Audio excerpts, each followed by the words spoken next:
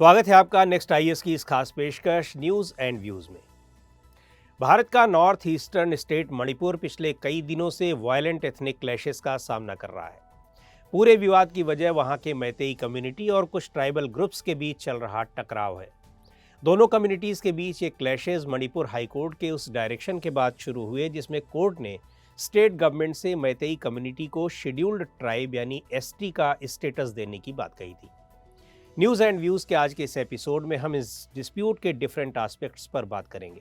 साथ ही north eastern states में अन्य एथनिक ग्रुप्स और उनके बीच चलने वाले डिस्प्यूट्स की भी चर्चा करेंगे। तो सबसे पहले बात मणिपुर की। मणिपुर की इस समस्या में वहाँ की ज्योग्राफी की भी अपनी भूमिका है। हिमालय पर बसा ये स्टेट एक फुटबॉल स्टेडियम जैसा है, जहाँ इम्फाल वैली को आप प्ले फील्ड मान सकते हैं, जबकि उसकी सराउंडिंग हिल्स यानी पहाड़ियाँ दर्शक दीर्घा यानी गैलरीज जैसी दिखती हैं।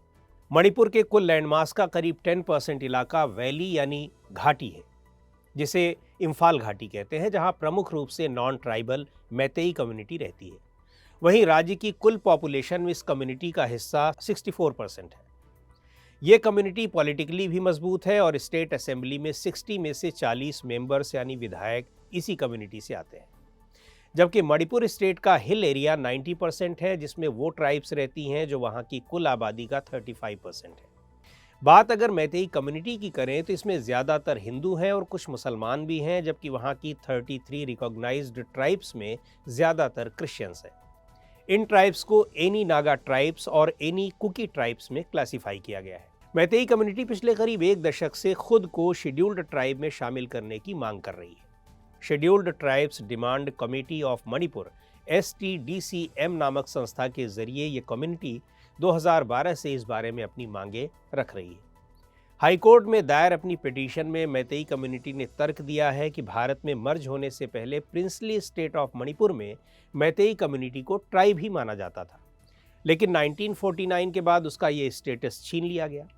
इनका ये भी तर्क है कि अपनी एंसेस्ट्रल लैंड में ही ये ग्रेजुअली मार्जिनलाइज्ड कर दिए गए। 1951 में उनकी पॉपुलेशन 59% थी, जो 2011 में घटकर 44% पर आ गई है। इसीलिए मैतेई कम्युनिटी को प्रिजर्व करने और उनके एंसेस्ट्रल लैंड, ट्रेडिशन, कल्चर और लैंग्वेज को बचाने के लिए ये ज़रूरी है कि उसे ट्राइब का स्टेटस फिर से दिया जाए। मैतेई लोगों को आउटसाइडर्स से सुरक्षा के लिए कॉन्स्टिट्यूशनल सेफगार्ड्स की ज़रूरत है। उनका तर्क है कि वो तो हिल्स एरिया में ज़मीन नहीं खरीद सकते, लेकिन ट्राइबल लोग उनके यहाँ यानी इम्फाल वैली में ज़मीन खरीद सकते हैं, जो लगातार श्रिंक होती जा रही है। जबकि इनके विरोध में ट्राइबल्स का कहना है कि मैतेई लोग डेमोग्राफिक और पॉलिटिकली एडवांटेज में हैं। वे एकेडमिकली और दूसरे एरियाज़ में भी एडवांस हैं, ऐसे में उन्हें ट्राइबल स्टेटस की ज़रूरत नहीं है। ट्राइब्स को लगता है कि मैतेई को ST स्टेटस मिलने से उन्हें ज़मीन खरीदने की छूट मिल जाएगी, ट्राइब्स के लिए जॉब अपॉर्चुनिटीज़ और कम हो जाएंगी और फिर धीरे धीरे ट्राइबल्स को वहाँ से भगा दिया जाएगा, ऐसी उन्हें आशंका है। मैतेई कम्युनिटी में कुछ सेक्शंस को पहले से ही शेड्यूल्ड कास्ट SC या फिर अदर बैकवर्ड क्लासेस OBC का स्टेटस मिला हुआ है। मणिपुरी लैंग्वेज भी कॉन्स्टिट्यूशन के 8th शेड्यूल में पहले से ही दर्ज है। ST स्टेटस से कल्चर और आइडेंटिटी को प्रोटेक्ट करने का दावा अपने आप में सेल्फ डिफीटिंग है, क्योंकि मैतेईज स्टेट में डोमिनेंट ग्रुप है। स्टेट और स्टेट मशीनरी पर सबसे ज़्यादा उन्हीं का कंट्रोल है। ट्राइबल्स मैतेई कम्युनिटी की इस डिमांड को कुकी और नागा लोगों की पॉलिटिकल डिमांड को कमज़ोर करने की एक साजिश के तौर पर भी देख रहे हैं। ट्राइबल्स का ये भी कहना है कि ST स्टेटस के ज़रिए मैतेई कम्युनिटी के लोग हिल्स एरिया में भी अपनी पकड़ बनाना चाहते हैं। दोनों कम्युनिटीज़ के बीच अभी हाल में जो क्लैशेस हुए हैं, उनके पीछे मुख्य वजह अगस्त 2022 के गवर्नमेंट नोटिसेज हैं, जिनमें दावा किया गया था कि चूड़ा चांदपुर खूपम प्रोटेक्टेड फॉरेस्ट एरिया में 38 विलेजेस इलीगल सेटलमेंट्स हैं और यहाँ के रेजिडेंट्स एनक्रोचर्स हैं। इसके बाद सरकार ने इविक्शन ड्राइव शुरू किया, जिसकी वजह से क्लैशेज शुरू हो गए। कुकी ग्रुप्स ने दावा किया कि ये सर्वे और एविक्शन इंडियन कॉन्स्टिट्यूशन के आर्टिकल 371C का वायलेशन है, जो मणिपुर के ट्राइबल डोमिनेटेड हिल एरियाज़ को एडमिनिस्ट्रेटिव ऑटोनॉमी देता है। यह आर्टिकल 371C 1950 में बने मूल संविधान का पार्ट नहीं था, बल्कि इसे मणिपुर स्टेटस बनने के बाद 1971 में 27th अमेंडमेंट के जरिए जोड़ा गया है। इसके तहत मणिपुर स्टेट के बारे में कुछ स्पेशल प्रोविजंस किए गए हैं। यही आर्टिकल आउटसाइडर्स को हिल एरिया में जमीन खरीदने और लैंड एक्वायर करने से रोकता है। शेड्यूल्ड ट्राइब्स यानी एसटी लिस्ट में इंक्लूजन का क्राइटेरिया क्या है उसे भी जान लेते हैं। आर्टिकल 366 के क्लॉज 25 में शेड्यूल्ड ट्राइब्स को डिफाइन करते हुए लिखा गया है कि ऐसी ट्राइबल कम्युनिटीज जो कॉन्स्टिट्यूशन के आर्टिकल 342 में आती हैं वो शेड्यूल्ड ट्राइब्स होंगी। आर्टिकल 342 के मुताबिक शेड्यूल्ड ट्राइब्स के स्पेसिफिकेशन के लिए एक तय प्रिस्क्राइब्ड प्रोसीजर है जिनके आधार पर यह स्टेटस तय किया जाता है। ये है indications of primitive way of life and habitation, distinctive culture, geographical isolation, shyness of contact with the community at large और general backwardness in all respects. ये क्राइटेरिया कॉन्स्टिट्यूशन में तो मेंशन नहीं किए गए हैं लेकिन वेल एस्टेब्लिश्ड हैं। इन्हें 1931 की सेंसस, 1955 में आई काका कालेलकर कमीशन की रिपोर्ट, 1965 में लोकुर कमेटी और 1969 की चंदा कमेटी की रिपोर्ट के आधार पर तय किया गया है। इससे पहले भी नॉर्थ ईस्ट के कई स्टेट्स में एथनिक क्लैशेस होते रहे हैं। अरुणाचल में तिराप डिस्ट्रिक्ट भी एक समय काफ़ी डिस्टर्ब था, लेकिन NSCN के साथ सीज फायर लागू होने के बाद अब वहाँ शांति है। 1950 के दशक में जाने माने एंथ्रोपोलॉजिस्ट वेरियर एल्विन के गाइडेंस में शुरू की गई पॉलिसीज़ का परिणाम ये हुआ है कि स्टेट के लोगों में काफ़ी सामंजस्य है। इस दिशा में हिंदी भाषा का भी काफ़ी योगदान रहा जो अब उस इलाके में प्रमुख लिंगुआ फ्रैंका यानी संपर्क की भाषा बन गई है। बांग्लादेश से आए चकमा रिफ्यूजीज के बाद कुछ अशांति की स्थिति ज़रूर बनी थी लेकिन अब सामान्य है।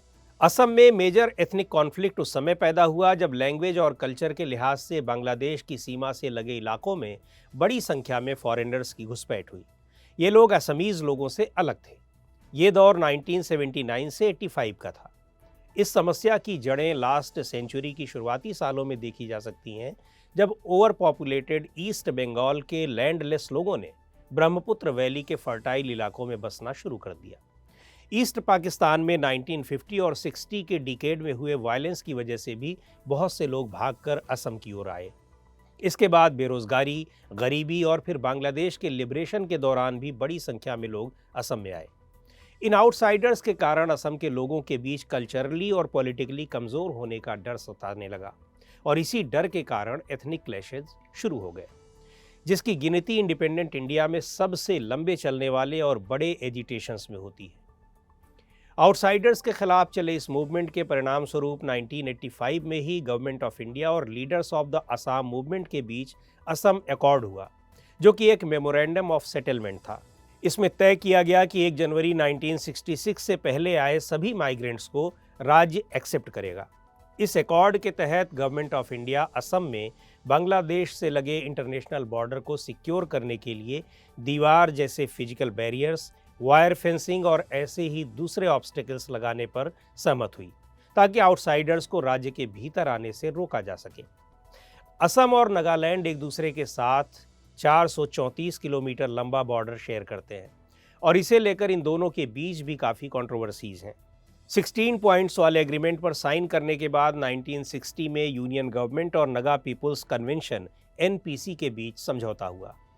1963 में गवर्नमेंट ऑफ इंडिया ने स्टेट ऑफ नागालैंड एक्ट 1962 के तहत नागालैंड स्टेट बनाया। इस नए राज्य की बाउंड्री 1925 के एक नोटिफिकेशन के आधार पर डिफाइन की गई है, लेकिन स्टेट बनने के बाद भी असम और नागालैंड में बॉर्डर डिस्प्यूट बना रहा। नागालैंड स्टेट गवर्नमेंट ने इस बॉर्डर को कभी एक्सेप्ट नहीं किया। नागालैंड की डिमांड थी कि 1866 में नगा टेरिटरी का पार्ट रहे नगा हिल्स और Naga dominated areas in north कछार और नॉगगोंग या नागांव डिस्ट्रिक्ट्स को भी नागालैंड में शामिल किया जाए। कुल मिलाकर नागालैंड ने असमीज टेरिटरी के 12,488 स्क्वायर किलोमीटर इलाके पर अपना हक जताया, जिसमें 10 रिजर्व फॉरेस्ट भी आते थे। चूँकि नागालैंड ने बॉर्डर को मानने से इनकार कर दिया था, 1960 के दशक में नगा रिबेल्स ने असम के तमाम फॉरेस्ट इलाकों में अपने ठिकाने बना लिए, जिनका इस्तेमाल वे छिपने के लिए करते थे। जैसे जैसे इंक्रोचमेंट्स बढ़ते गए, असम और नागालैंड के बीच टेंशन भी बढ़ती गई। असम नागालैंड बॉर्डर पर वायलेंट क्लैशेस अक्सर होने लगे, जिसमें 1965, 1968, 79, 1985 और 2014 में हुई दोनों स्टेट्स के बीच मेजर आर्म्ड कॉन्फ्लिक्ट्स भी हुए। Assam Nagaland border dispute resolution का future overall Naga peace process और उनके आइडिया ऑफ ग्रेटर नगालिम पर भी डिपेंड करता है। ग्रेटर नगालिम में नगा आबादी वाले मणिपुर, असम, अरुणाचल प्रदेश और म्यांमार के इलाकों को भी शामिल किया गया है। तो आज के इस एपिसोड में इतना ही। अगले एपिसोड में हम फिर मिलेंगे किसी नए टॉपिक के साथ। आपको ये प्रोग्राम कैसा लगा कमेंट करके हमें ज़रूर बताएं। आप अपने सुझाव भी हमें भेज सकते हैं।